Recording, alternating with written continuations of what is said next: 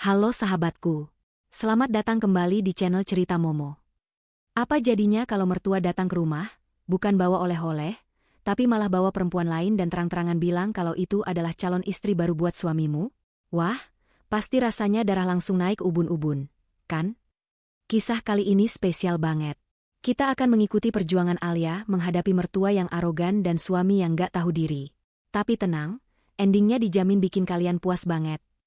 Nah, sebelum kita masuk ke drama panas ini, yuk dukung channel ini dulu. Jangan lupa klik tombol like dan subscribe biar nggak ketinggalan cerita seru lainnya. Oh ya, kita absen dulu yuk. Coba tulis nama, asal kota kalian, dan ketik kata, hadir, di kolom komentar di bawah. Aku mau sapa-sapa sahabat cerita Momo dari seluruh penjuru kota. Sudah siap emosi bareng? Tarik napas panjang, dan mari kita masuk ke ceritanya. Sore itu, langit tampak mendung menggelayut, seakan mengerti kelelahan yang sedang dirasakan Alia. Sebagai seorang wanita karir yang memegang tanggung jawab besar di perusahaan, hari ini benar-benar menguras energinya. Seharian penuh ia berkutat dengan rapat, negosiasi alot, dan tumpukan berkas yang seolah tidak ada habisnya. Yang ada di benaknya saat ini hanyalah segera sampai di rumah, mandi air hangat, lalu merebahkan tubuhnya di kasur yang empuk. Mobil Alia memasuki halaman rumah mewahnya yang asri.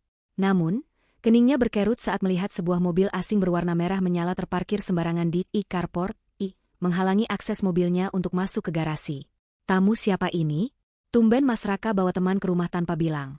Gumam Alia dalam hati. Ia terpaksa memarkir mobilnya di pinggir jalan depan pagar, lalu berjalan gontai menuju pintu utama.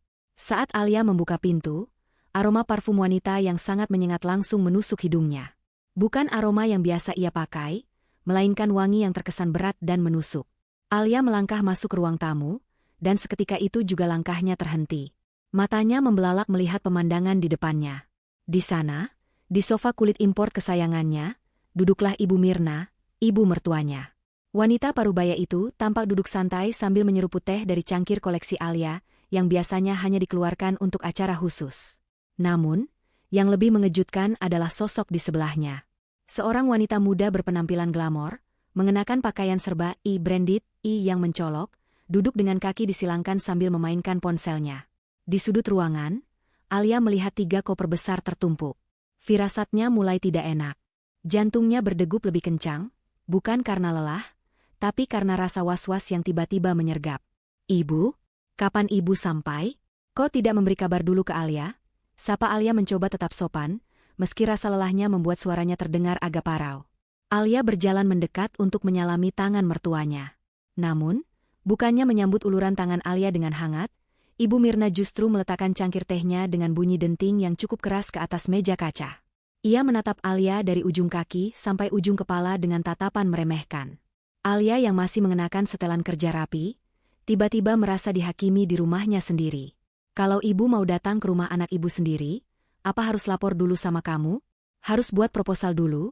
Jawab Ibu Mirna ketus, tanpa sedikit pun senyum di wajahnya. Alia menarik tangannya kembali, menelan ludah menahan rasa tersinggung yang mulai menjalar di dada.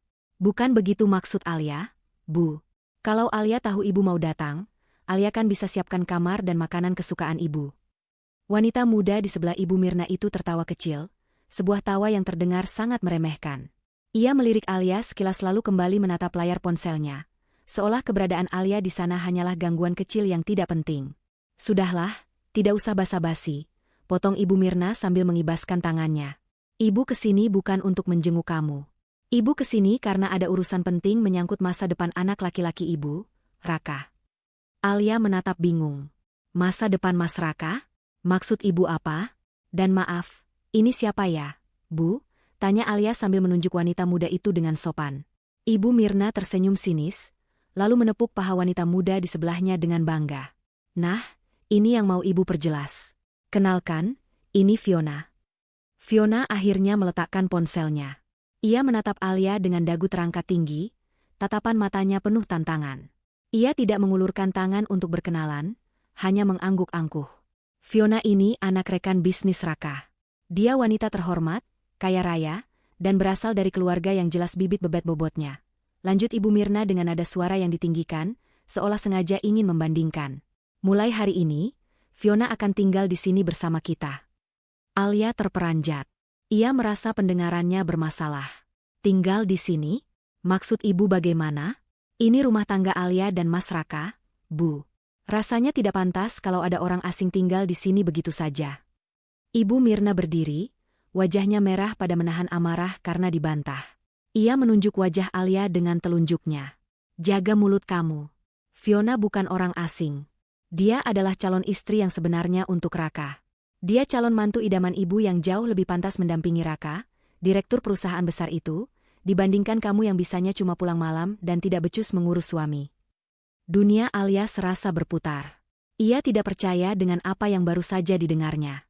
Di rumahnya sendiri, di ruang tamunya sendiri, mertuanya dengan terang-terangan membawa wanita lain dan menyebutnya sebagai calon mantu.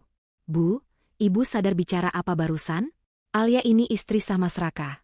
Suara Alia meninggi, getaran emosi tak bisa lagi ia sembunyikan. Istri sah yang tidak tahu diri, bentak Ibu Mirna. Lihat Fiona, dia cantik, anggun, dan yang pasti dia bisa membahagiakan anakku dengan kekayaannya, bukan cuma menumpang hidup seperti kamu. Asal kamu tahu, Fiona ini yang akan mengangkat derajat keluarga kami. Fiona berdiri, lalu berjalan perlahan mendekati Alia. Ia membisikkan sesuatu saat melewati bahu Alia, sebaiknya kamu mulai berkemas, karena sebentar lagi posisi nyonya di rumah ini akan jadi milikku. Alia terpaku di tempatnya berdiri. Rasa lelahnya hilang seketika, berganti dengan bara api yang mulai menyala di dalam hatinya. Ia menatap koper-koper itu, lalu menatap Ibu Mirna dan Fiona yang kembali duduk santai seolah-olah mereka adalah pemilik rumah itu. Ini bukan sekadar kunjungan mertua. Ini adalah invasi. Dan Alia sadar, perang besar di dalam rumah tangganya baru saja dimulai. Alia mematung di tempatnya berdiri, berusaha mencerna kalimat yang baru saja dilontarkan oleh mertuanya. Kata-kata itu terasa seperti petir yang menyambar di siang bolong, menghanguskan akal sehatnya. Bagaimana mungkin seorang ibu mertua dengan entengnya membawa wanita lain ke dalam rumah menantunya sendiri, lalu memperkenalkannya sebagai pengganti? Napas Alia memburu, dadanya terasa sesak seolah oksigen di ruangan itu mendadak menipis, tersedot oleh ego besar Ibu Mirna dan wanita asing bernama Fiona itu. Ia berusaha menenangkan detak jantungnya yang menggila. Sebagai seorang pemimpin di kantornya, Alia terbiasa menghadapi tekanan dan klien yang sulit. Namun menghadapi kezaliman di dalam benteng pertahanannya sendiri adalah hal yang sama sekali berbeda. Alia menarik napas panjang, mencoba mengumpulkan sisa-sisa kesabaran yang nyaris habis. Ia tidak boleh meledak sekarang. Jika ia marah membabi buta, Ibu Mirna pasti akan semakin menjadi-jadi dan memutarbalikkan fakta seolah Alia adalah menantu durhaka yang tidak punya sopan santun. Ibu, suara Alia terdengar bergetar namun tajam. Alia rasa lelucon ini sudah kelewatan. Alia lelah, baru pulang kerja. Tolong jangan buat keributan yang tidak perlu. Masalah siapa yang pantas atau tidak, itu urusan Alia dan Mas Raka.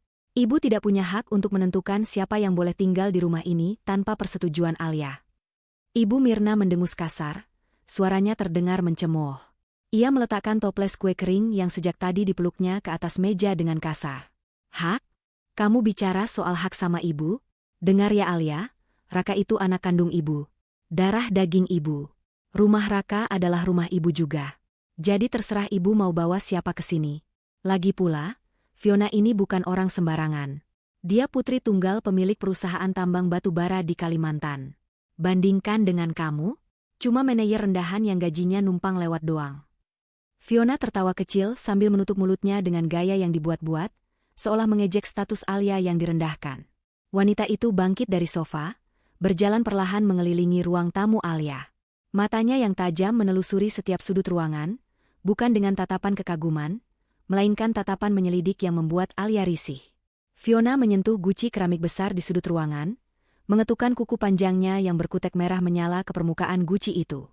Tante Mirna, panggil Fiona dengan suara manja yang dibuat-buat, ini gucinya kayaknya barang tiruan deh, Tan. Di rumah papiku, guci kayak gini biasanya cuma ditaruh di gudang belakang buat tempat payung. Kasihan ya Mas Raka, rumah sebagus ini isinya barang-barang murahan karena istrinya nggak punya selera berkelas. Darah Alia mendidih mendengar hinaan itu. Guci itu adalah hadiah dari rekan bisnisnya di luar negeri, barang antik asli yang harganya bahkan cukup untuk membeli motor baru. Namun, ia memilih diam, tidak ingin terpancing meladeni wanita yang jelas-jelas hanya ingin memanaskan suasana. Tuh kan, Fiona saja yang baru lihat sekali langsung tahu kualitas kamu. Timpal Ibu Mirna memanas-manasi. Fiona ini selera seni dan gaya hidupnya tinggi, setara sama Raka yang seorang direktur. Kalau kamu kan tahunya cuma kerja rodi, pulang malam, bau keringat. Mana sempat mengurus keindahan rumah. Ibu Mirna kemudian menyandarkan punggungnya ke sofa, mengangkat kakinya ke atas meja, sebuah tindakan yang sangat tidak sopan di mata Alia. Sudah, jangan cuma berdiri melongo di situ kayak patung. Kamu nggak lihat Fiona kehausan? Dia jauh-jauh datang dari bandara, capek. Sana ke dapur. Buatkan minuman dingin yang segar. Jus jeruk atau apalah. Jangan lupa bawakan camilan yang layak. Jangan cuma biskuit kaleng murahan kayak gini. Alia ternganga. Maksud ibu? Ibu menyuruh Alia melayani dia? Alia menunjuk Fiona dengan tangan gemetar. Ya iyalah. Terus siapa lagi? Pembantu kan sudah pulang jam segini.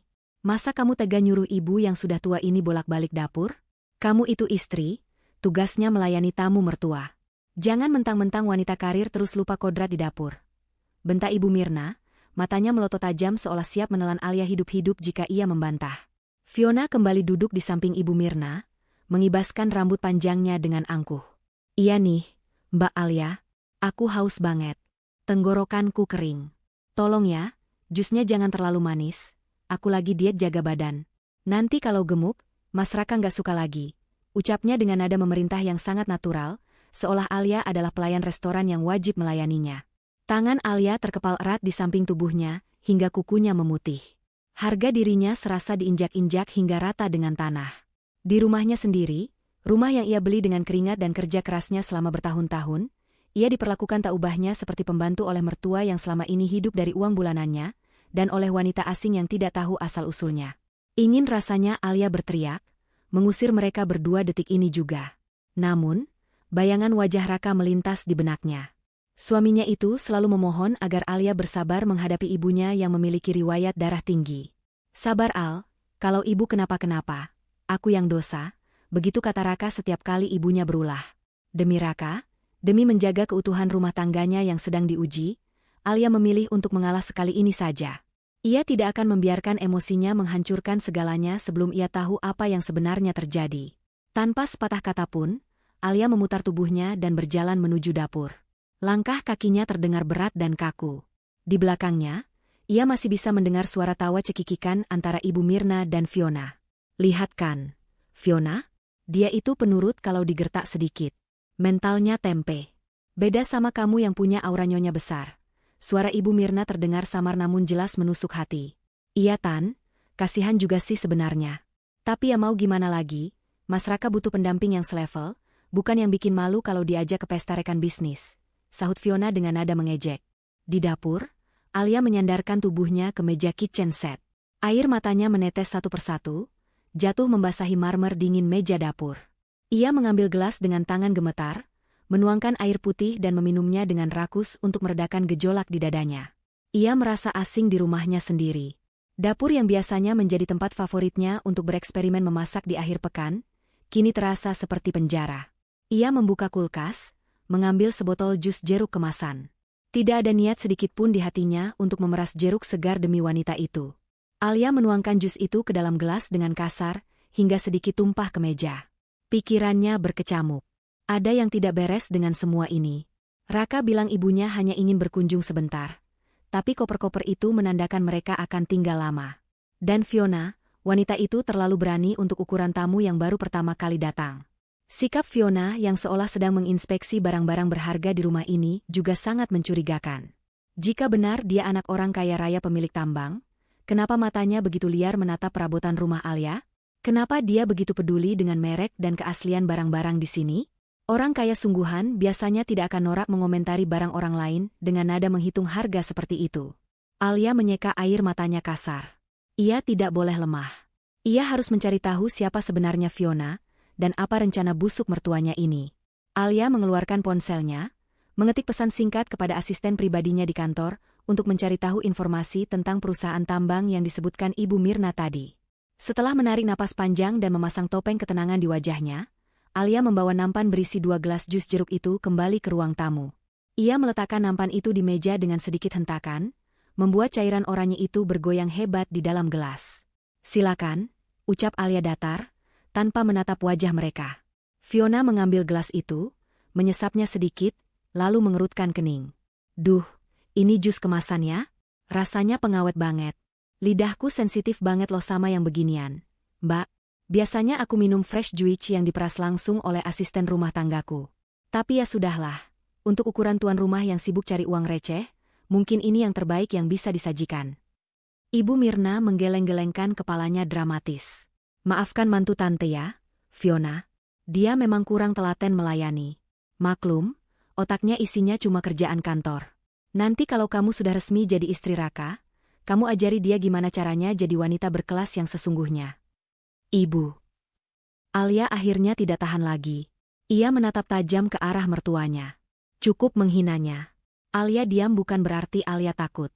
Alia diam karena Alia menghormati ibu sebagai orang tua Mas Raka. Tapi kalau ibu terus-terusan menginjak harga diri Alia di depan orang luar ini, Alia tidak akan tinggal diam. Ibu Mirna melotot, hendak membalas bentakan Alia, namun suara deru mesin mobil di halaman menghentikan perdebatan itu. Itu suara mobil Raka. Suami yang ditunggu-tunggu akhirnya pulang. Alia menoleh ke arah pintu dengan perasaan campur aduk. Lega, marah, sekaligus cemas. Apakah Raka akan membelanya? Atau justru ia sudah tahu rencana gila ibunya ini sejak awal? Pintu terbuka, menampilkan sosok Raka yang terlihat lelah dengan kemeja yang sedikit kusut. Senyum Raka mengembang saat melihat ibunya. Namun senyum itu seketika lenyap dan wajahnya berubah pucat pasi saat matanya bertabrakan dengan sosok Fiona yang duduk menyilangkan kaki dengan senyum penuh arti di sofa. Tatapan Fiona kepada Raka bukanlah tatapan kerinduan seorang kekasih, melainkan tatapan tajam seekor elang yang menemukan mangsanya. Mas Raka. Panggil Alia lirih, menuntut penjelasan. Namun Raka tidak menatap Alia. Matanya terkunci pada Fiona dan ibunya. Keringat dingin mulai muncul di pelipis Raka, menandakan ada rahasia besar yang sedang ia sembunyikan di balik kedatangan dua wanita ini. Suasana di ruang tamu yang mewah itu mendadak hening dan mencekam, seolah udara baru saja disedot habis. Raka berdiri terpaku di ambang pintu, tas kerjanya nyaris terlepas dari genggaman tangannya yang gemetar. Wajahnya yang tadi lelah kini berubah pucat pasi, seputih kertas, saat matanya bersirobok dengan tatapan tajam Fiona.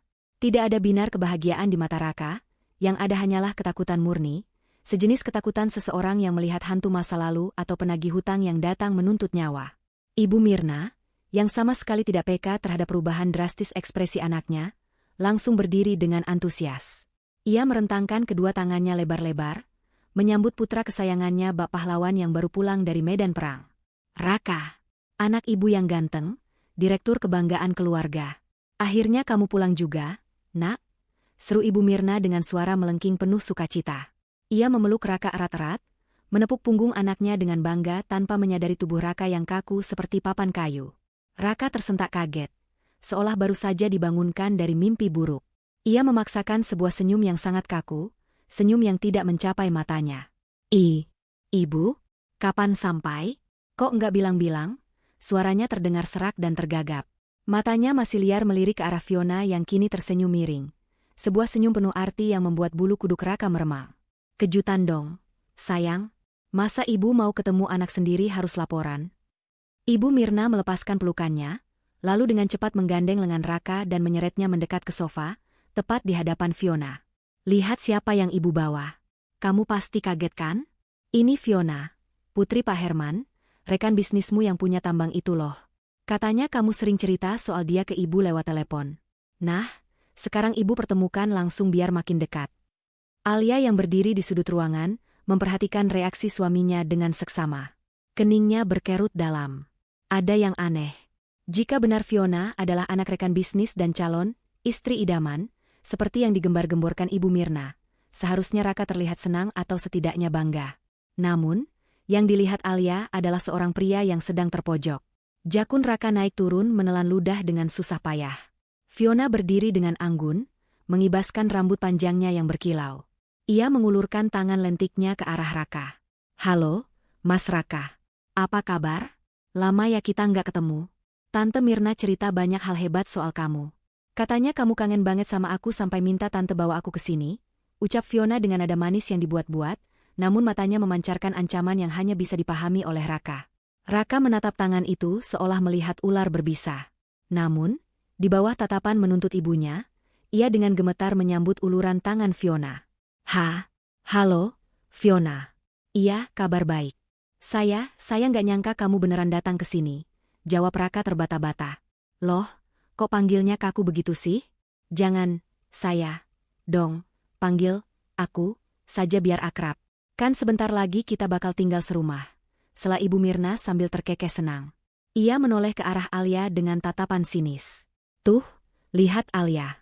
Raka saja grogi ketemu wanita sekelas Fiona. Beda auranya kalau ketemu kamu yang lusuh begitu. Alia mengepalkan tangannya, namun ia menahan diri. Ia melangkah maju mendekati suaminya. Mas, panggil Alia tegas, berusaha menarik perhatian Raka dari sandiwara gila ini. Bisa jelaskan apa maksud semua ini? Ibu bilang Fiona akan tinggal di sini. Mas tahu kan ini rumah kita? Kita butuh privasi. Raka menoleh ke arah Alia. Di detik itu, Alia melihat permohonan putus asa di mata suaminya. Namun, sebelum Raka sempat menjawab, Fiona berdehem keras. Mas Raka, aku haus banget nih.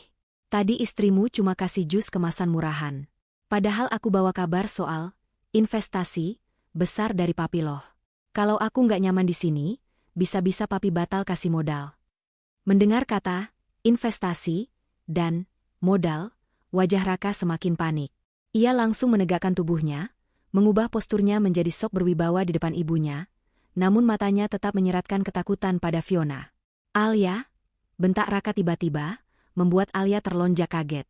Kamu ini gimana sih? Ada tamu penting kok dikasih minuman sembarangan. Fiona ini tamu kehormatan ibu. Perlakukan dia dengan baik. Jangan bikin malu aku di depan calon investor. Alia ternganga tak percaya. Suaminya, yang selama ini ia kenal lembut, baru saja membentaknya di depan orang asing demi membela wanita itu. Mas bentak aku? Di rumahku sendiri? Raka memalingkan wajah, tidak berani menatap mata Alia yang mulai berkaca-kaca. Sudahlah, jangan mendrama. Sekarang kamu siapkan kamar tamu yang paling bagus. Bersihkan lagi, ganti spraynya dengan yang paling mahal. Fiona akan tinggal di sini sampai urusan bisnis kami selesai. Dan ibu juga akan tinggal di sini menemani Fiona. Titik.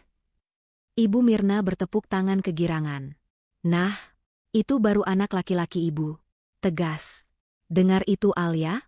Suamimu yang direktur sudah memberi perintah. Kerjakan sekarang. Jangan malas. Dengan hati hancur berkeping-keping, Alia menatap Raka lekat-lekat. Ia ingin sekali menampar wajah itu, namun logika wanitanya menahannya. Ada sesuatu yang disembunyikan Raka. Ketakutan Raka pada Fiona terlalu nyata untuk sekadar hubungan bisnis.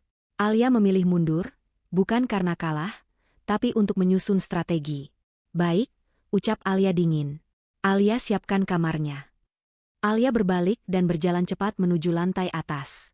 Di dalam kamar tamu, air matanya tumpah. Ia meremas sprei dengan geram. Namun, rasa penasaran mengalahkan kesedihannya. Ia harus tahu kenapa Raka begitu takut. Malam harinya, setelah makan malam yang penuh dengan puji-pujian Ibu Mirna kepada Fiona dan sindiran pedas untuk masakan Alia, Raka masuk ke dalam kamar tidur utama. Alia sedang duduk di tepi ranjang, menatap kosong ke arah jendela. Raka menutup pintu kamar perlahan, lalu menguncinya. Seketika itu juga, topeng, tuan besar, yang dipakainya di lantai bawah runtuh. Bahunya merosot, wajahnya terlihat sangat lelah dan ketakutan. Ia mendekati Alia dan duduk bersimpuh di lantai, memegang tangan istrinya. Dek, maafin mas, bisik Raka dengan suara gemetar. Alia menarik tangannya kasar. Jangan sentuh aku. Kamu jahat. Mas, kamu biarkan ibumu dan wanita itu menginjak-injak harga diriku di rumahku sendiri. Siapa sebenarnya Fiona itu? Kenapa kamu takut sekali sama dia? Raka menunduk dalam-dalam.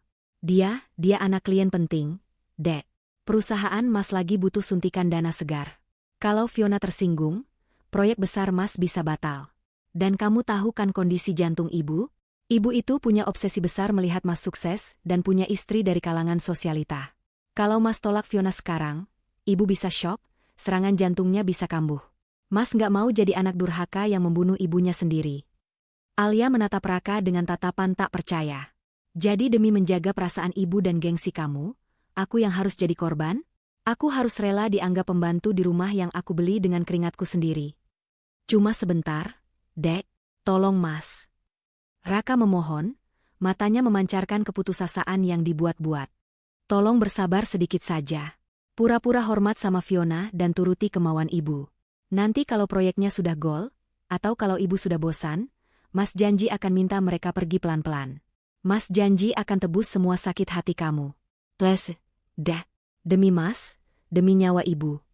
Alia mendengus kasar. Alasan, kesehatan ibu, selalu menjadi kartu as Raka setiap kali ibunya berulah. Alia tahu mertuanya memang punya riwayat darah tinggi, tapi ia juga tahu betapa pandainya Ibu Mirna mendramatisir keadaan. Namun, melihat Raka yang bersimpuh seperti pengemis di kakinya membuat hati Alia goyah. Cintanya pada laki-laki ini masih ada, meski kini tertutup kabut kekecewaan. 1 minggu, ucap Alia tajam. Aku kasih waktu 1 minggu. Kalau dalam 1 minggu mereka tidak pergi, atau kalau Mas tidak bisa tegas, jangan salahkan aku kalau aku yang bertindak dengan caraku sendiri. Raka mengangguk cepat, mencium tangan Alia berkali-kali. Iya, Dek. Terima kasih, sayang. Kamu memang istri terbaik. Mas janji akan selesaikan ini secepatnya. Namun, keesokan paginya, janji Raka seolah menguap bersama embun pagi. Saat sarapan, Raka kembali berubah menjadi sosok yang menyebalkan. Di depan Ibu Mirna yang sedang menyuapi Fiona buah potong, Raka duduk dengan gagah sambil membaca koran, gaya yang sangat kuno dan sok sibuk. Alia, panggil Raka tanpa menoleh. Suaranya dibuat berwibawa. Kopi saya mana? Kok jam segini belum ada di meja? Kamu ini lelet sekali sih jadi istri.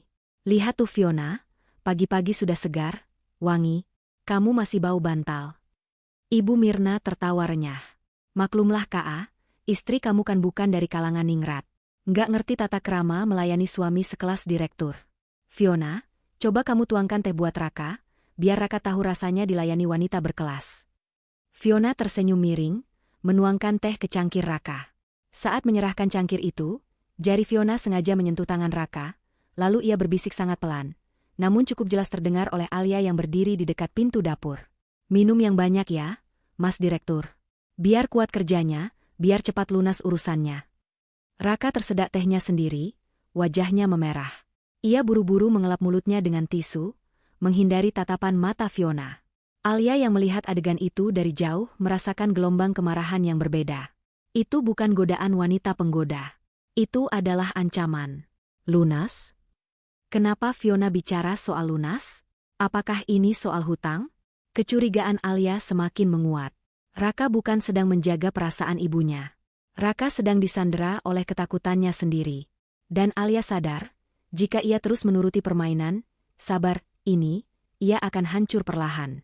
Ia harus mencari tahu apa yang sebenarnya terjadi di balik sebutan, investor, dan, direktur, yang selalu dibangga-banggakan itu. Baiklah, Mas Raka, gumam Alia dalam hati sambil meremas serbet di tangannya. Silakan bermain peran sebagai raja sehari. Nikmati selagi bisa, sebelum panggung sandiwaramu aku bakar habis. Alia berbalik menuju kamarnya untuk bersiap kerja, meninggalkan meja makan yang penuh dengan kepalsuan itu. Ia akan menghubungi teman lamanya yang bekerja sebagai detektif swasta hari ini juga. Tidak ada lagi kata sabar tanpa aksi. Keesokan harinya, Alia sengaja pulang lebih awal dari kantor. Kepalanya terasa berat memikirkan drama yang terjadi di rumahnya, namun ia ingin mencoba bicara baik-baik dengan Ibu Mirna tanpa gangguan Raka. Ia berharap, jika hanya sesama wanita, mungkin hatinya bisa disentuh. Namun, harapan tinggal harapan. Begitu Alia melangkah masuk ke dalam rumah, pemandangan yang menyambutnya membuat darahnya mendidih hingga ke ubun-ubun. Di ruang tengah, tepat di depan kamar tamu yang sempit dan pengap, yang biasanya digunakan untuk tempat setrika, menumpuk kardus-kardus dan kantong plastik hitam besar. Alia mendekat dan membuka salah satu kantong plastik itu. Matanya terbelalak. Itu adalah pakaian-pakaian kerjanya. Blazer, kemeja, hingga gaun-gaun mahalnya dilempar begitu saja ke dalam plastik sampah seolah barang rongsokan. Tas-tas branded, miliknya tergeletak miring di lantai berdebu. Apa-apaan ini? Desis Alia, tangannya gemetar memegang blazer kesayangannya yang kini kusut. Suara tawa renyah terdengar dari lantai atas. Alia langsung berlari menaiki tangga. Pintu kamar utama, kamar pribadinya dan Raka, terbuka lebar. Di sana, ia melihat Ibu Mirna sedang sibuk memberi instruksi kepada seorang asisten rumah tangga harian yang sepertinya baru dipanggil. Itu foto yang di dinding turunkan saja, ganti sama lukisan bunga yang tadi Fiona bawa. Terus spray ini, aduh warnanya suram sekali. Ganti sama yang merah marun sutra itu biar suasana romantisnya dapat. Perintah Ibu Mirna penuh semangat. Alia menerobos masuk. Napasnya memburu. Ibu. Apa yang ibu lakukan di kamar Alia? Teriaknya, membuat si asisten rumah tangga terlonjak kaget dan menjatuhkan bingkai foto pernikahan Alia dan Raka. Prang. Kaca bingkai itu pecah berserakan di lantai, memisahkan wajah Alia dan Raka dalam foto itu. Ibu Mirna menoleh santai, sama sekali tidak merasa bersalah. Di sudut kamar, Fiona sedang duduk di meja rias Alia, mencoba-coba parfum mahal milik Alia sambil bercermin. Kamu sudah pulang. Baguslah, kata Ibu Mirna enteng. Mulai hari ini, kamar ini ditempati Raka dan Fiona. Ibu pikir mereka butuh ruang yang lebih luas dan fasilitas yang lengkap supaya, kamu tahu kan, supaya cepat akrab dan Fiona betah. Masa calon mantu konglomerat ibu suruh tidur di kamar tamu? Malu dong. Alia menatap mertuanya dengan tatapan tak percaya. Ibu sudah gila? Ini kamar pribadi Alia. Di sini ada barang-barang pribadi Alia. Ibu tidak punya hak menyentuh, apalagi mengusir Alia dari kamar Alia sendiri. Fiona memutar kursi riasnya, menatap Alia dari pantulan cermin sambil menyemprotkan parfum Alia ke pergelangan tangannya. Wangi juga selera kamu, Mbak. Tapi sayang, kamarnya kurang hidup. Tante Mirna benar kok, aku butuh kenyamanan. Lagi pula, Mas Raka kan direktur, masa tidur sama wanita yang baunya keringat seharian? Dia butuh yang wangi, yang fresh. Keluar, bentak Alia, jarinya menunjuk ke arah pintu. Kalian berdua keluar dari kamar saya sekarang juga. Ibu Mirna maju selangkah, wajahnya mengeras. Ia berkacak pinggang, menantang menantunya. Kamu yang keluar. Sadar posisi kamu, Alia. Ini rumah anak saya, rumah Raka. Raka itu kepala keluarga, jadi dia berhak menentukan siapa yang tidur di kamar utama. Dan sebagai ibunya, saya yang mengatur rumah ini. Kamu itu cuma istri yang menumpang hidup dari gaji besar anak saya. Kalau kamu tidak suka aturan di sini, silakan angkat kaki. Pintu terbuka lebar. Hati Alia terasa nyeri, seperti ditusuk ribuan jarum. Rumah anak saya, kata-kata itu terus diulang-ulang seperti mantra oleh Ibu Mirna. Padahal, sertifikat rumah ini, cicilan bulanannya, bahkan uang untuk membeli cat dindingnya, semua berasal dari rekening Alia. Raka tidak pernah menyumbang 1 rupiah pun untuk rumah ini selain janji-janji manisnya. Ibu mengusir Alia, tanya Alia lirih. Suaranya bergetar menahan tangis dan amarah. Ibu membuang barang-barang Alia seperti sampah demi wanita yang baru ibu kenal 2 hari ini. Bukan mengusir, tapi menempatkan kamu di tempat yang semestinya, jawab Ibu Mirna ketus. Kamar bawah itu cukup buat kamu. Kamu kan cuma numpang tidur, paginya sudah pergi kerja lagi. Sedangkan Fiona, dia calon ratu di rumah ini. Dia butuh kenyamanan. Sudah, jangan banyak drama. Sana bereskan barang-barang rongsokanmu di bawah sebelum bikin sempit jalan. Alia menatap pecahan kaca bingkai foto di lantai. Simbol pernikahannya yang hancur, persis seperti rasa hormatnya pada wanita di hadapannya ini. Ia menatap Fiona yang tersenyum penuh kemenangan, lalu menatap Ibu Mirna yang angkuh. Tiba-tiba, sebuah ketenangan yang aneh menyelimuti Alia. Rasa sedihnya menguap, tergantikan oleh dingin yang menusuk. Ia menyadari bahwa air mata dan teriakan tidak akan mempan menghadapi manusia-manusia parasit ini. Mereka butuh pelajaran, bukan tangisan. Alia menarik napas panjang, lalu tersenyum tipis. Sebuah senyum yang membuat Ibu Mirna sedikit mengerutkan kening karena bingung. Baik, Bu, ucap Alia tenang, nada suaranya datar tanpa emosi. Kalau itu mau Ibu, Alia akan pindah ke kamar bawah. Silakan nikmati kamar ini. Silakan nikmati rumah ini sepuas Ibu dan Fiona. Nah, gitu dong. Tahu diri, cibir Ibu Mirna merasa menang. Tapi ingat satu hal, Bu, lanjut Alia sambil menatap tajam manik mata mertuanya. Jangan pernah menyesal di kemudian hari. Karena ketika Alia sudah mengambil keputusan, tidak ada jalan untuk berputar balik. Tanpa menunggu jawaban, Alia berbalik dan melangkah keluar dari kamar utama. Ia menuruni tangga dengan langkah tegap, tidak lagi gontai seperti saat ia datang. Sesampainya di kamar tamu yang sempit di lantai bawah, Alia menutup pintu dan menguncinya rapat-rapat. Ia tidak membereskan bajunya yang berserakan. Ia duduk di atas tumpukan kardus, mengambil ponselnya, dan menekan sebuah nomor yang sudah lama tersimpan di kontaknya. Halo, Pak Sanjaya, ucap Alia tegas begitu sambungan telepon terangkat. Ini Alia, maaf mengganggu malam-malam. Saya ingin Bapak menyiapkan berkas-berkas aset properti saya. Ya, semuanya. Termasuk rumah yang saya tempati sekarang. Dan tolong selidiki juga riwayat hutang piutang atas nama Raka Prasetya. Saya butuh datanya lengkap secepat mungkin. Saya rasa waktunya sudah tiba untuk bersih-bersih. Alia mematikan telepon. Di lantai atas, terdengar suara tawa Ibu Mirna dan Fiona yang semakin keras. Mungkin sedang merayakan kemenangan kecil mereka menguasai kamar utama. Mereka tidak tahu bahwa sang pemilik rumah baru saja menekan tombol penghancur waktu bagi kenyamanan semu mereka. Perang sesungguhnya baru saja Alia tabuh. Dan kali ini, ia tidak akan bermain dengan hati. Malam itu, meja makan yang biasanya menjadi tempat Alia dan Raka berbagi cerita sepulang kerja, kini terasa seperti medan persidangan. Di atas meja tersaji berbagai hidangan mewah yang dipesan lewat layanan pesan antar online. Tentu saja menggunakan kartu kredit tambahan milik Alia yang dipegang Raka. Ibu Mirna dan Fiona duduk berdampingan, menikmati steak mahal itu dengan lahap, sementara Raka duduk di ujung meja, mengaduk-aduk makanannya dengan wajah tegang. Alia keluar dari kamar tamu sempitnya dengan pakaian santai. Ia berjalan menuju dapur untuk mengambil segelas air, berniat menghindari interaksi dengan mereka. Namun, suara denting garpu Ibu Mirna yang sengaja dikeraskan menghentikan langkahnya. Ada tamu, tak diundang keluar dari sarangnya. Sindir Ibu Mirna keras-keras, matanya melirik sinis ke arah Alia. Kirain sudah sadar diri terus pergi dari rumah ini, ternyata masih betah juga numpang. Fiona tertawa kecil sambil menyeka mulutnya dengan tisu. Mungkin dia nunggu pesangon dulu, Tante. Kasihan kan kalau diusir tangan kosong. Padahal aku sudah bilang ke Mas Raka, kalau dia mau cerai baik-baik, papi aku bisa kasih uang ke Rohiman biar dia bisa sewa kos-kosan. Raka tersedak potongan daging yang baru saja masuk ke mulutnya. Ia terbatuk-batuk hebat, wajahnya memerah. Alia menatap suaminya dengan pandangan dingin, tak ada niat sedikitpun untuk mengambilkan minum.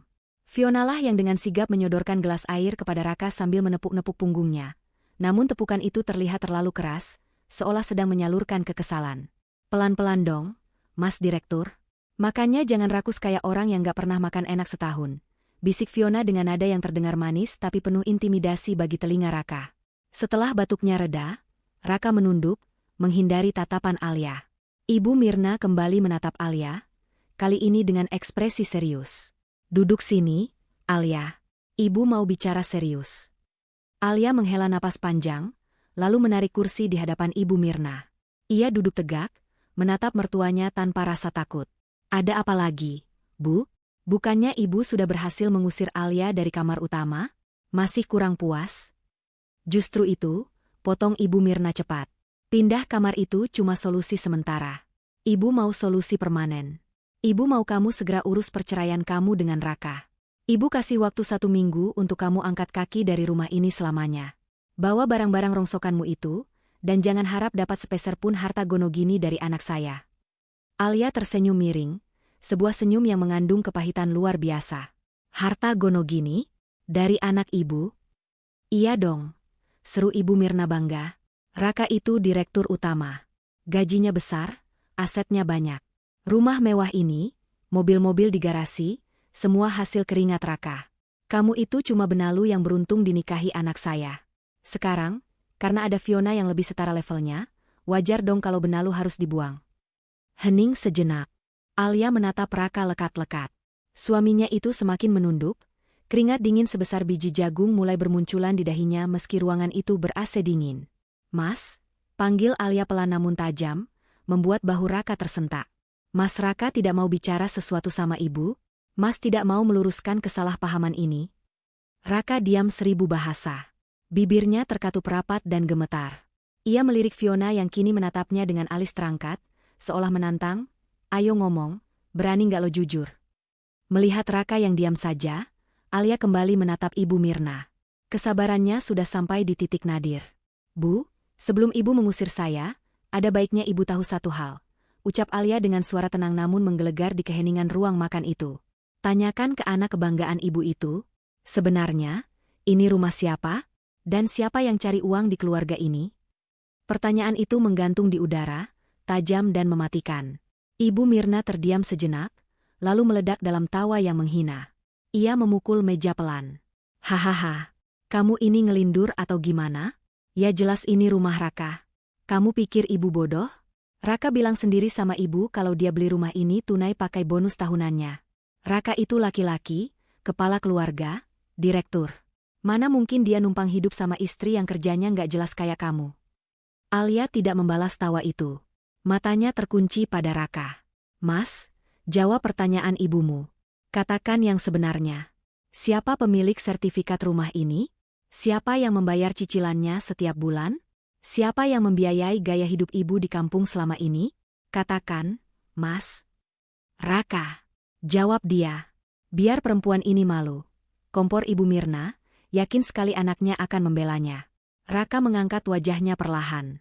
Wajahnya pucat, matanya nanar. Ia membuka mulutnya, Bu sebenarnya. Ehem.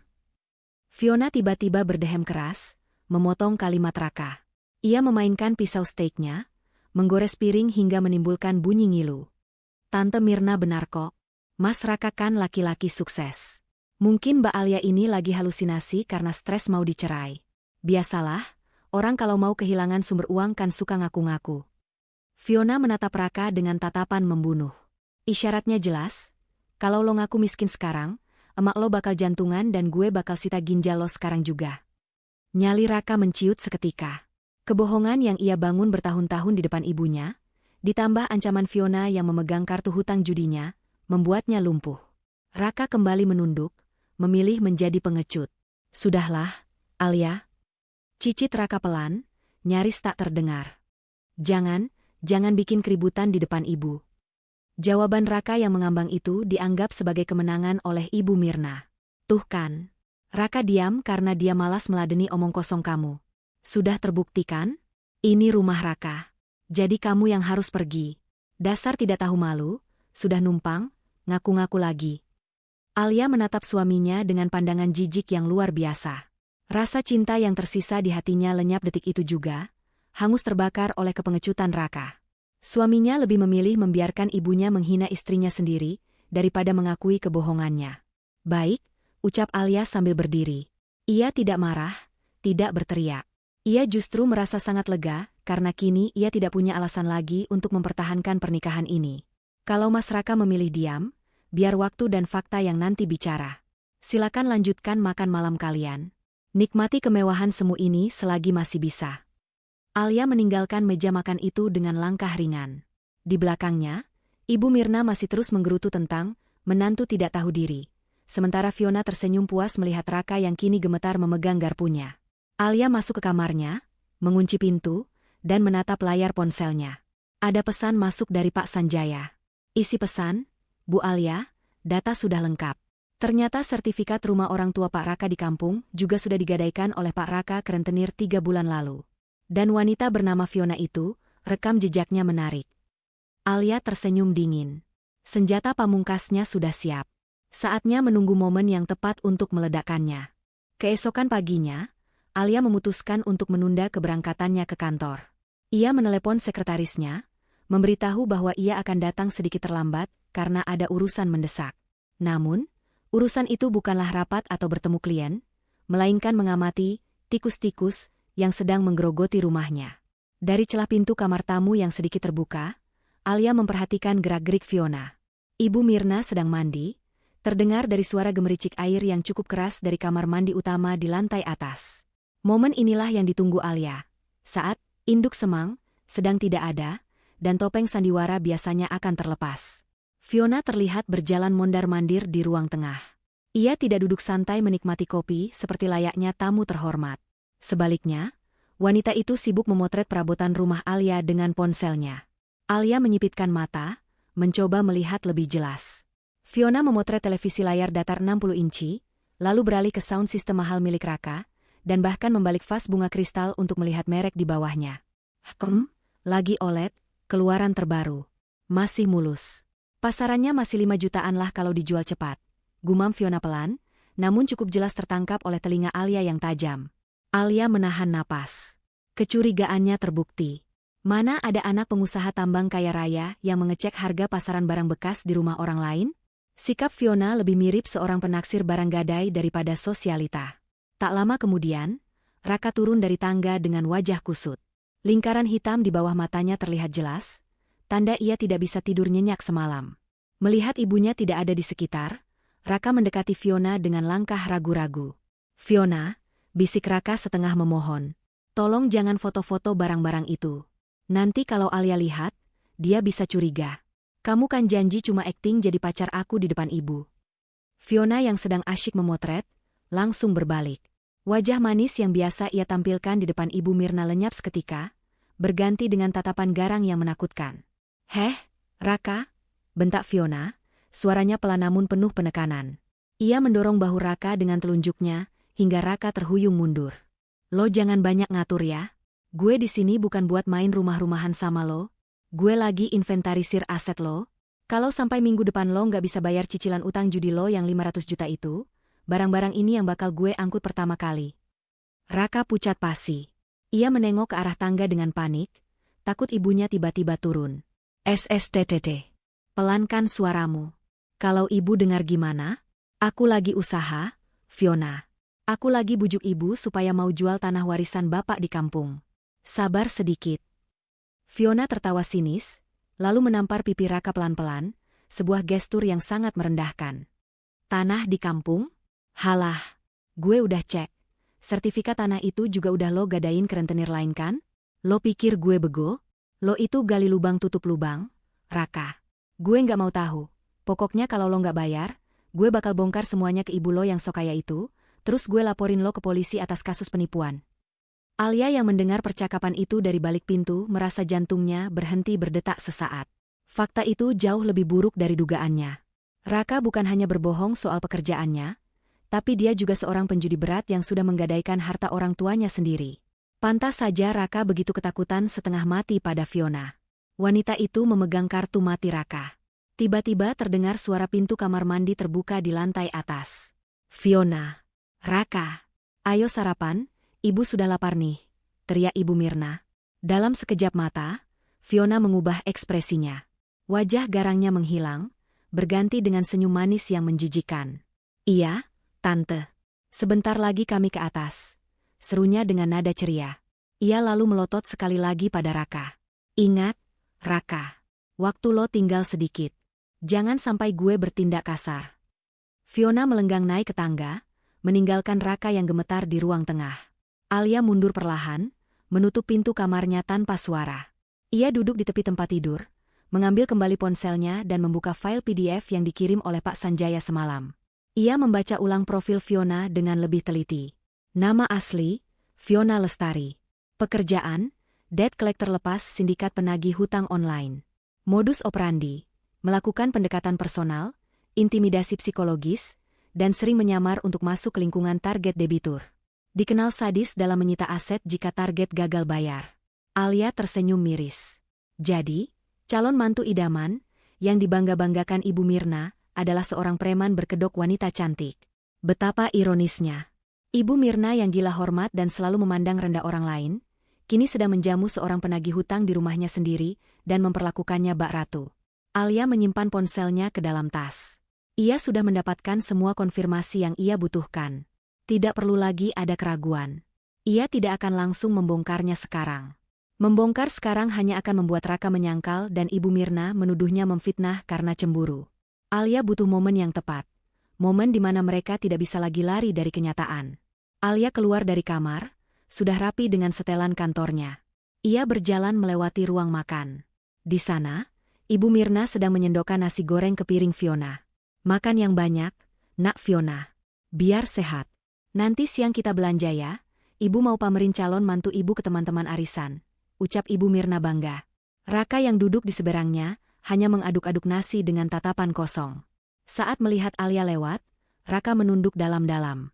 "Wah, mau berangkat kerja, Alia?" sindir Ibu Mirna saat melihat Alia menenteng tas kerja. "Baguslah, kerja yang rajin ya. Siapa tahu nanti uang pesangon cerai dari Raka kurang, jadi kamu punya tabungan buat sewa kontrakan petak."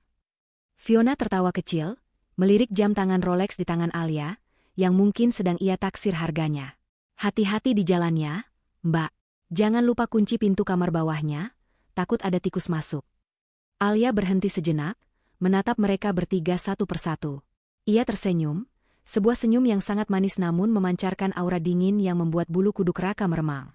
"Tentu, Bu." Fiona, ucap Alia tenang. Silakan bersenang-senang hari ini. Nikmati waktu kalian selagi bisa. Karena kita tidak pernah tahu kapan, tenggat waktu, itu tiba, bukan begitu, Fiona? Mata Fiona menyipit tajam mendengar kata, tenggat waktu. Ia menatap Alia dengan curiga, namun Alia sudah berbalik dan berjalan keluar menuju mobilnya. Di dalam mobil, Alia menghubungi pengacaranya. Halo, Pak. Siapkan surat somasi pengosongan rumah. Tapi jangan dikirim dulu. Tunggu aba-aba saya. Saya ingin memberikannya langsung sebagai kado perpisahan yang istimewa. Alia menjalankan mobilnya meninggalkan rumah mewah itu. Rumah yang kini terasa seperti panggung sandiwara yang sedang menunggu babak akhir. Dan Alia, sang sutradara sesungguhnya, sudah siap untuk menurunkan tirai penutupnya. Jam dinding di ruang kerja Alia menunjukkan pukul 7 malam. Kantor sudah sepi, hanya menyisakan suara berdengung dari mesin pendingin ruangan dan detak jarum jam yang konstan. Di atas meja kerjanya yang luas, tergeletak sebuah map coklat yang baru saja diantar oleh kurir pribadi Pak Sanjaya. Tangan Alia perlahan membuka map itu. Lembar demi lembar fakta terpampang nyata di depan matanya, menelanjangi semua kebohongan yang selama ini dibangun rapi oleh suaminya. Alia membaca laporan itu dengan perasaan campur aduk, antara marah, jijik, namun juga ada rasa geli melihat betapa menyedihkannya hidup Raka. Dalam laporan itu tertulis jelas, Raka Prasetya diberhentikan dengan tidak hormat. Tanggal pemecatan, 6 bulan yang lalu. Alasan, kinerja buruk dan ketahuan menggelapkan dana operasional kecil kantor untuk berjudi. Jadi selama 6 bulan ini, gumam Alia lirih, setiap pagi dia berangkat rapi memakai jas, membawa tas kerja, pamit mencium tanganku, ternyata dia cuma pergi ke warung internet atau tempat judi. Alia menggelengkan kepalanya tak percaya. Pantas saja Raka selalu beralasan, tabungan deposito, atau investasi jangka panjang, setiap kali Alia bertanya soal kontribusi keuangannya untuk rumah tangga. Ternyata, uang itu memang tidak pernah ada. Yang ada hanyalah hutang yang menggunung. Di halaman berikutnya, terlampir foto-foto Raka sedang duduk di depan mesin slot dengan wajah kusut, ditemani botol-botol minuman keras murah. Dan di sebelahnya, ada foto Fiona. Tapi Fiona di foto itu tidak terlihat anggun seperti sosialita. Fiona mengenakan jaket kulit, merokok, dan sedang menunjuk-nunjuk wajah Raka dengan garang di sebuah parkiran kumuh. Fiona Lestari, penagih hutang lapangan untuk sindikat judi online, Naga Hitam. Dikenal licin dan pandai memanipulasi korban, baca Alia pelan. Teka-teki itu akhirnya terpecahkan sempurna. Sandiwara, calon mantu kaya, ini hanyalah skenario putus asa Raka untuk mengulur waktu. Atau mungkin, Raka berharap ibunya mau menjual aset di kampung karena silau melihat kekayaan Fiona. Lalu uang hasil jual tanah itu akan dipakai Raka untuk melunasi hutangnya pada Fiona. Sungguh rencana yang jahat dan durhaka. Mengorbankan ibu sendiri demi menutupi aib judi. Alia menutup map itu dan memasukkannya ke dalam tas kerjanya. Baiklah, Raka. Kalau kamu mau bermain api, aku akan siapkan bensinnya sekalian, desis Alia dingin. 1 jam kemudian, Alia tiba di rumah. Suasana di ruang tengah terdengar riuh. Rupanya Ibu Mirna sedang memamerkan barang-barang belanjaan, yang entah dibeli pakai uang siapa. Lihat ini, Alia, seru Ibu Mirna begitu melihat Alia masuk. Ia mengangkat sebuah tas tangan berwarna merah mencolok. Ini Fiona yang pilihkan. Katanya ini model terbaru yang biasa dipakai artis-artis. Fiona memang selera kelas atas, beda sama kamu yang sukanya barang diskonan. Alia melirik tas itu.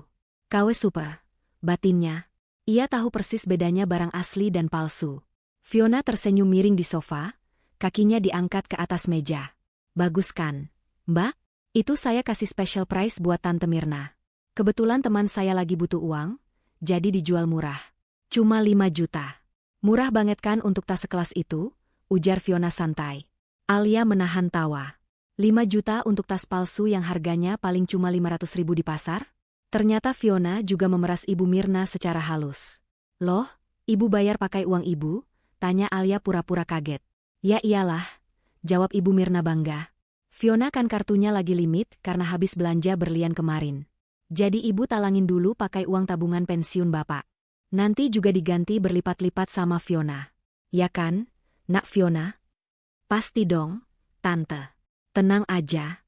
Nanti kalau proyek Mas Raka cair minggu depan, aku ganti 10 kali lipat, jawab Fiona dengan janji manis yang mematikan. Alia menatap Raka yang duduk di pojok ruangan.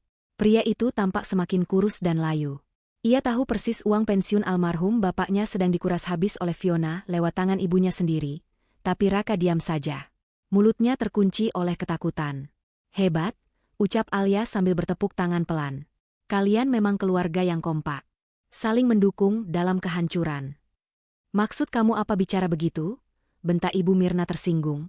Kamu iri kan? Iri karena ibu lebih sayang sama Fiona? Makanya, sadar diri. Kapan kamu mau pergi dari sini? Ibu sudah muak lihat muka kamu. Alia menarik napas panjang. Ia sudah tidak marah lagi. Rasa marahnya sudah habis. Berganti dengan rasa kasihan yang mendalam pada kebodohan mereka. Tenang saja, Bu, jawab Alia tenang, suaranya terdengar berwibawa. Ibu tidak perlu menunggu lama. Saya sudah memutuskan. Besok pagi, jam 9 tepat, kita berkumpul di meja makan. Saya akan menyerahkan keputusan saya soal rumah ini dan nasib pernikahan saya dengan Mas Raka. Mata Ibu Mirna berbinar tamak. Nah, gitu dong. Akhirnya nyerah juga. Kamu mau serahkan sertifikat rumah ini ke Raka kan sebagai gonogini? Bagus. Itu baru istri yang tahu diri. Raka mengangkat kepalanya, menatap Alia dengan tatapan bingung dan curiga. Ia tahu Alia bukan wanita bodoh yang akan menyerahkan aset begitu saja. Al, kamu serius? Sangat serius, Mas, jawab Alia sambil menatap Raka tajam. Aku akan selesaikan semuanya besok.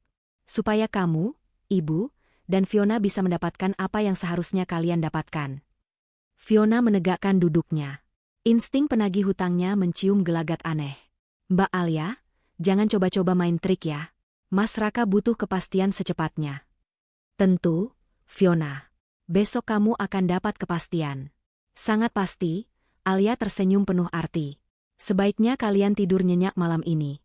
Karena mulai besok, hidup kalian akan berubah total. Tanpa menunggu jawaban, Alia berjalan menuju kamar bawahnya. Ia mendengar Ibu Mirna bersorak kegirangan di belakangnya, merayakan kemenangan yang sebenarnya adalah awal dari petaka. Akhirnya Raka. Besok kita jadi orang kaya bebas. Rumah ini jadi milik kita sepenuhnya. Seru Ibu Mirna. Di dalam kamarnya, Alia mengunci pintu. Ia mengeluarkan map coklat tadi, lalu menyiapkannya di atas meja kecil di samping tempat tidur. Ia juga mengeluarkan sertifikat asli rumah yang selama ini ia simpan di safe deposit box bank, dan baru ia ambil tadi siang. Alia mengelus sampul sertifikat hijau itu. Rumahku, istanaku, bisiknya. Besok, aku akan membersihkanmu dari parasit-parasit itu untuk selamanya. Malam semakin larut, namun Alia tidur dengan sangat nyenyak. Sementara di lantai atas, Raka terjaga sepanjang malam, dihantui oleh bayangan kebohongan yang pondasinya mulai retak dan siap runtuh menimpa kepalanya sendiri. Pagi itu, matahari bersinar terik, seolah ikut memanaskan suasana di dalam rumah mewah Alia. Jarum jam terus berdetak menuju pukul 9, waktu yang telah ditentukan Alia untuk sidang putusan nasib rumah tangganya. Di ruang makan, Ibu Mirna sudah duduk dengan wajah berseri-seri. Ia mengenakan kebaya encim terbaiknya, seolah hendak menghadiri pesta pernikahan. Di hadapannya, Fiona juga tampil full makeup, namun matanya tidak bisa menyembunyikan kilatan ketidaksabaran. Kakinya mengetuk-ngetuk lantai dengan tempo cepat, tanda gelisah. Raka? Ia terlihat seperti mayat hidup. Wajahnya kelabu, matanya cekung, dan tangannya gemetar saat memegang cangkir kopi. Ia tahu hari ini adalah hari penghakiman, tapi ia tidak tahu vonis apa yang akan dijatuhkan. Apakah kebohongannya yang terbongkar, ataukah ia berhasil selamat dengan mengorbankan istrinya? Alia keluar dari kamarnya. Bukan dengan wajah sedih atau mata bengkak habis menangis, melainkan dengan penampilan yang sangat prima. Ia mengenakan blazer hitam, celana bahan yang membalut kakinya jenjangnya dengan rapi, dan riasan wajah yang tegas. Aura kepemimpinan yang biasa ia tunjukkan di ruang rapat direksi kini, ia bawa ke meja makan itu. Selamat pagi, sapa Alia datar, menarik kursi utama, kursi yang biasanya diduduki kepala keluarga, dan duduk di sana dengan tenang. Ibu Mirna mendengus. Gaya kamu, Alia. Mau diusir saja dandanannya menor begitu. Biar dikira tegar ya. Padahal hatimu pasti hancurkan mau kehilangan suami direktur dan rumah mewah ini. Alia meletakkan sebuah map hijau tebal di atas meja. Bunyi pluk saat map itu menyentuh permukaan kayu membuat Raka tersentak kaget. Hancur? Alia tersenyum tipis. Justru saya merasa sangat segar, Bu. Seperti beban berat yang selama ini saya pikul sendirian akhirnya akan lepas. Baguslah kalau sadar diri, seru Ibu Mirna berapi-api. Dengar ya, Alia. Ini peringatan terakhir dari Ibu sebelum kita tanda tangan apapun itu.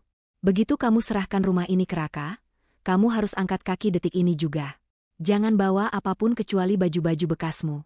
Semua perabotan, mobil, sampai sendok garpu, itu hak Raka dan Fiona. Ibu Mirna menoleh ke arah Fiona dengan tatapan memuja. Lagi pula, buat apa kamu bertahan? Fiona ini sudah janji. Begitu sertifikat rumah beralih nama ke Raka, dia akan langsung cairkan dana investasi 1 miliar rupiah tunai. 1 miliar, Alia. Kamu kerja seumur hidup pun belum tentu bisa kasih uang segitu buat Raka. Raka memejamkan matanya, menahan nyeri di dada mendengar angka 1 miliar yang hanya bualan itu. Ia tahu betul, Fiona tidak akan memberi 1 rupiah pun. Justru Fiona sedang menunggu sertifikat itu untuk disita sebagai jaminan hutang. 1 miliar ya? Alia mengangguk-angguk, menatap Fiona yang tersenyum kaku. Luar biasa sekali. Mbak Fiona ini memang dermawan ya. Padahal baru kenal beberapa hari, sudah berani kasih modal sebesar itu. Apa tidak takut dibawa kabur, Mbak? Fiona mendengus kasar. Mas Raka kan profesional, Mbak. Bukan kayak orang susah yang dikit-dikit nipu.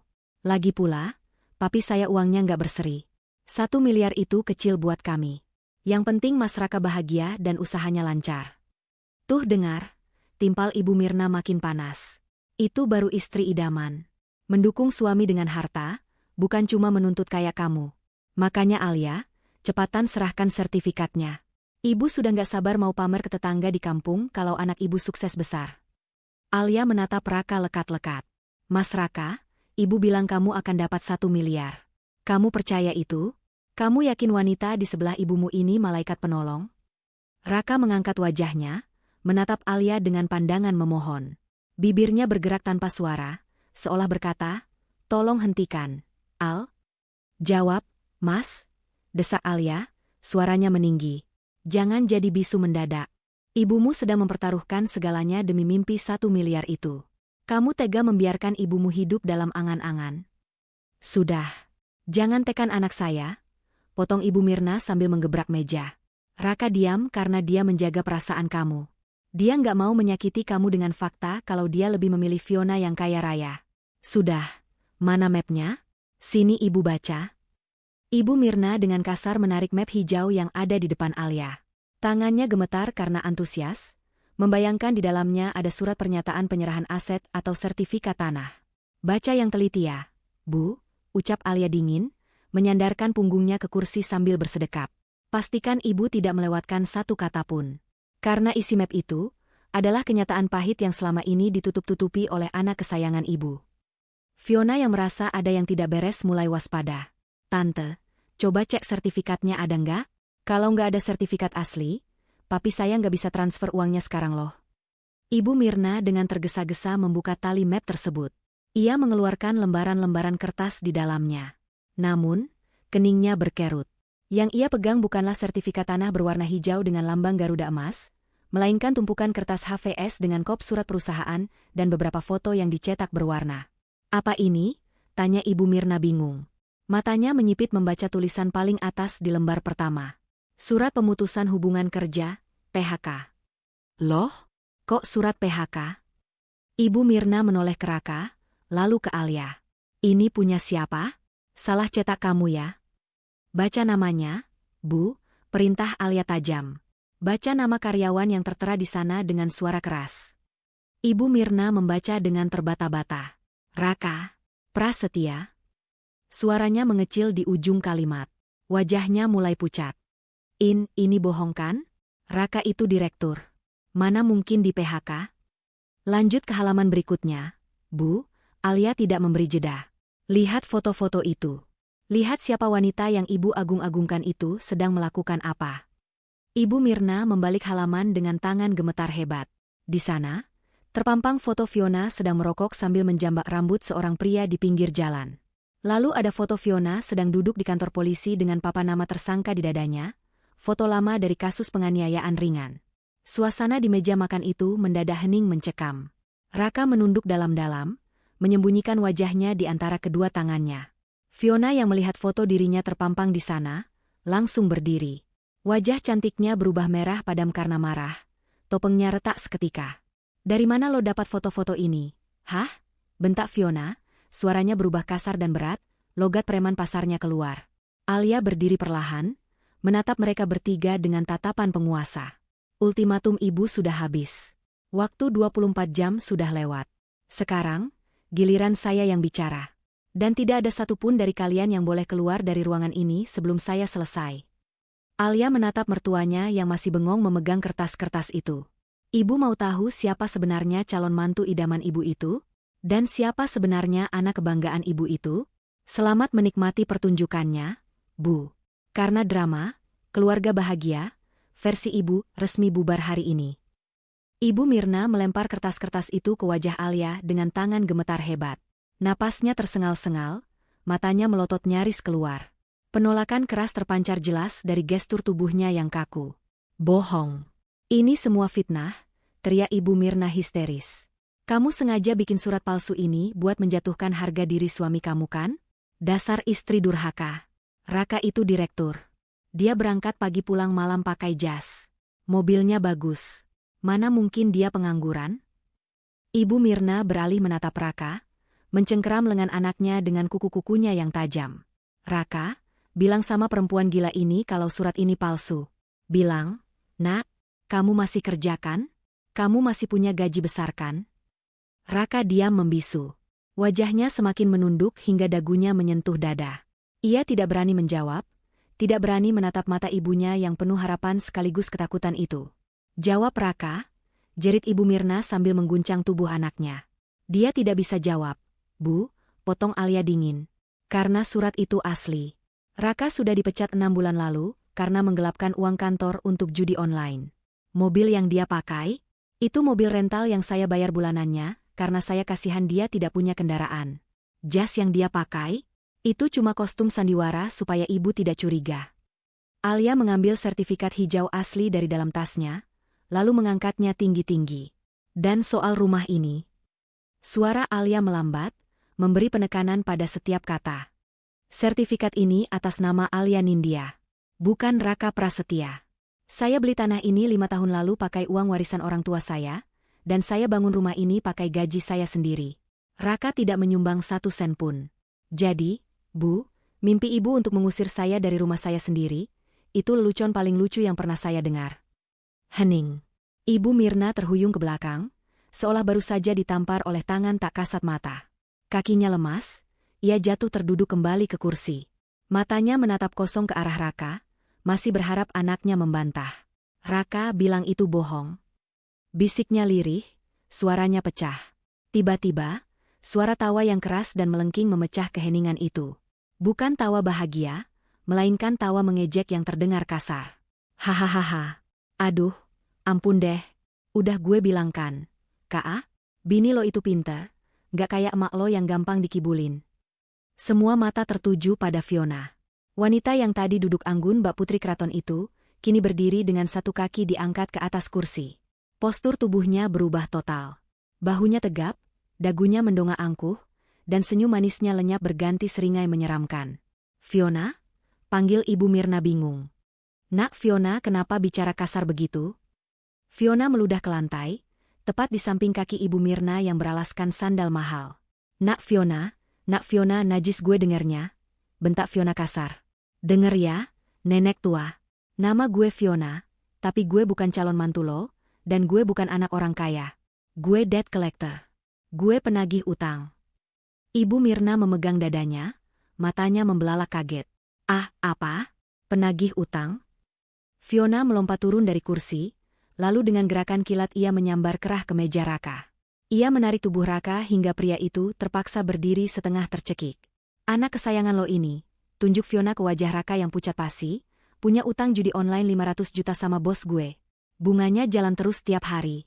Dia yang mohon-mohon sama gue buat sandiwara jadi pacar kaya raya. Supaya lo silau sama harta gue, terus lo mau jual tanah warisan di kampung buat modal nikah. Padahal duit hasil jual tanah itu mau dia pakai buat bayar utang ke gue. Jahat lo, Raka," teriak Fiona tepat di depan muka Raka. "Lo tumbalin emak lo sendiri buat nutupin aib lo." Ibu Mirna menjerit tertahan. Wajahnya yang tadi merah padam kini berubah menjadi putih pucat. Fakta itu menghantamnya bertubi-tubi tanpa ampun. Raka bukan direktur. Raka pengangguran. Raka penjudi. Dan wanita yang ia banggakan, yang ia puji setinggi langit, yang ia bela mati-matian sampai tega mengusir menantu sendiri, ternyata adalah preman yang ingin memeras hartanya. Raka. Desis Ibu Mirna, air mata mulai mengalir deras di pipinya yang keriput. Tega kamu. Ibu sudah pamer ke semua orang. Ibu sudah hina Alia demi kamu. Ternyata kamu. Maafin Raka, Bu. Raka akhirnya bersuara, menangis terseduh-seduh seperti anak kecil. Raka takut. Raka diancam mau dibunuh kalau nggak bayar. Halah, cengeng. Fiona menghempaskan tubuh Raka kembali ke kursi dengan kasar, hingga kursi itu nyaris terbalik. Fiona kini beralih menatap Ibu Mirna dengan tatapan buas. Sekarang sandiwara udah bubar. Gue nggak peduli lagi sama akting-aktingan ini. Mana duit gue? Gue tahu lo punya perhiasan kan? Gue lihat lo pakai kalung emas tebal kemarin. Siniin. Fiona melangkah maju mendekati Ibu Mirna. Ibu Mirna menjerit ketakutan, mencoba berlindung di balik meja makan. Jangan, ini peninggalan Bapak. Jangan ambil. Bodoh amat. Fiona menyambar tas tangan Ibu Mirna yang tergeletak di meja, tas palsu yang kemarin dipamerkan. Ia menumpahkan isinya. Dompet, ponsel, dan kotak perhiasan kecil berhamburan keluar. Dengan cekatan, Fiona memungut kotak perhiasan itu dan membukanya. Ada beberapa cincin dan gelang emas di sana. Lumayan buat bayar bunga bulan ini, gumam Fiona sambil memasukkan perhiasan itu ke saku jaketnya. Jangan, itu punya saya. Ibu Mirna mencoba merebut kembali, tapi Fiona mendorong dahi Ibu Mirna dengan telunjuknya hingga wanita tua itu terjengkang ke sandaran kursi. Diam lo, atau gue angkut sekalian TV sama kulkas di rumah ini, ancam Fiona. Alia hanya berdiri diam di ujung meja, menyaksikan kehancuran itu dengan tatapan datar. Ia tidak berniat menolong. Baginya, ini adalah hukuman yang setimpal. Mereka menuai apa yang mereka tanam. Fiona kemudian menoleh ke arah Alia. Tatapannya sedikit melunak, namun tetap waspada. Woi, Mbak Alia. Gue salut sama lo. Lo cerdas. Karena rumah ini punya lo dan bukan punya si pecundang ini, gue nggak berhak nyita barang-barang di sini. Urusan gue cuma sama Raka dan ibunya. Fiona kembali mencengkeram rahang Raka, memaksanya menatap matanya. Denger ya, pecundang. Gue kasih waktu 2x 24 jam buat lunasin sisa utang pokok lo. Kalau enggak, gue bakal datengin lagi mak lo di kampung. Gue bakal ratain rumah warisan itu sama tanah. Ngerti lo? Raka mengangguk cepat dengan air mata dan ingus yang bercampur aduk. Iya. Fiona, ampun. Fiona melepaskan cengkeramannya, lalu merapikan rambutnya sejenak. Ia mengambil tas branded miliknya, satu-satunya barang asli yang ia punya, lalu berjalan menuju pintu keluar dengan santai, seolah baru saja selesai bertamu biasa. Namun sebelum keluar, Fiona berhenti sejenak di depan Ibu Mirna yang masih menangis histeris memegangi tasnya yang kosong. Oh ya, Bu Mirna yang terhormat, ucap Fiona dengan nada mengejek yang sangat menusuk. Lain kali kalau mau cari mantu, jangan cuma lihat casingnya doang. Mantu lo yang di sana itu, Fiona menunjuk Alia dengan dagunya, dia berlian yang lo buang demi mungut sampah kayak gue. Rasain tuh penyesalan seumur hidup. Fiona tertawa keras sambil melenggang pergi keluar rumah. Sepeninggal Fiona, ruang makan itu terasa seperti kapal pecah. Ibu Mirna menangis meraung-raung, memukuli dadanya yang sesak. Raka tertunduk lesu, hancur lebur tanpa sisa. Dan Alia, berdiri tegak di tengah runtuhan itu, memegang sertifikat rumahnya dengan erat. Ia menarik napas panjang, menghirup aroma kemenangan yang bercampur dengan bau amis kebohongan yang baru saja terbongkar. Tidak ada rasa iba, yang ada hanya kepuasan melihat kebenaran akhirnya menemukan jalannya sendiri. Suara tangisan Ibu Mirna masih menggema di ruang makan, bercampur dengan suara sesenggukan Raka yang terdengar menyedihkan. Pemandangan di depan mata Alia saat ini sungguh kontras dengan keangkuhan yang mereka tunjukkan beberapa hari lalu. Sang Ratu, yang sombong kini kehilangan mahkotanya, dan Sang Raja, palsu kini terungkap sebagai pecundang. Alia berjalan perlahan mendekati meja makan. Ia tidak duduk, melainkan berdiri tegak menatap mereka berdua dengan tatapan dingin, tanpa sedikitpun rasa iba. Baginya, air mata mereka bukanlah air mata penyesalan, melainkan air mata ketakutan karena kehilangan tempat bergantung. Sudah selesai menangisnya? Tanya Alia datar, namun suaranya memotong tangisan mereka seperti pisau tajam. Raka mendongak, matanya merah dan bengkak. Ia merangkak mendekati kaki Alia, mencoba meraih ujung celananya. Al, maafkan Mas. Al. Mas hilaf. Mas janji akan berubah. Mas akan cari kerja apa saja, jadi tukang ojek, jadi kuli, apa saja asalkan kamu jangan usir kami. Ibu lagi syok. Al, kasihan ibu. Alia memundurkan kakinya, menghindari sentuhan Raka seolah tangan suaminya itu mengandung virus mematikan. Kasihan? Ulang Alia dengan nada sinis. Di mana rasa kasihan kamu saat ibumu mengusirku dari kamar utamaku sendiri? Di mana rasa kasihanmu saat kamu membiarkan selingkuhan palsumu itu menghinaku di rumahku sendiri? Alia. Suara Ibu Mirna terdengar parau dan lemah. Wanita tua itu mencoba bangkit, tangannya gemetar memegang pinggiran meja. Wajahnya pucat pasi, terlihat 10 tahun lebih tua dalam sekejap. Ibu. Ibu minta maaf. Nak, ibu salah menilai orang. Ibu tertipu. Tolong jangan usir ibu. Ibu tidak punya siapa-siapa lagi selain Raka dan kamu. Ralat, Bu, potong Alia cepat. Ibu hanya punya Raka. Saya bukan siapa-siapa ibu lagi. Detik ini juga, saya menganggap hubungan kita sudah selesai. Alia menunjuk ke arah pintu depan yang terbuka lebar. Cahaya matahari pagi masuk menyinari lantai marmer, seolah memberi jalan keluar bagi kegelapan yang selama ini menyelimuti rumah itu. Silakan pergi, perintah Alia tegas. Bawa koper-koper kalian yang sudah dikemas itu. Bawa semua barang-barang branded palsu kalian. Jangan tinggalkan satupun sampah di rumah saya. Tapi kami mau kemana? Al, raung Raka putus asa. Rumah di kampung mau disita Fiona. Kami nggak punya uang sepeser pun. Tega kamu membiarkan suamimu dan mertuamu jadi gelandangan. Alia tertawa kecil, tawa yang kering tanpa emosi. Itu bukan urusan saya, Mas. Kamu laki-laki, kan? Katanya kepala keluarga, katanya direktur. Gunakan otak cerdasmu itu untuk bertahan hidup. Selama ini saya sudah cukup bodoh membiayai parasit seperti kalian. Sekarang, warung gratisnya sudah tutup. Melihat Alia yang tidak goyah sedikitpun, Ibu Mirna tiba-tiba memegangi dada kirinya. Napasnya tersengal-sengal. Aduh, dada ibu sakit, Raka sakit. Rintihnya sambil merosot ke lantai. Raka panik luar biasa. Ia memeluk ibunya. Bu, ibu kenapa? Al, tolong Al. Ibu serangan jantung. Kita harus bawa ke rumah sakit. Pinjam mobil kamu, Al, cepat.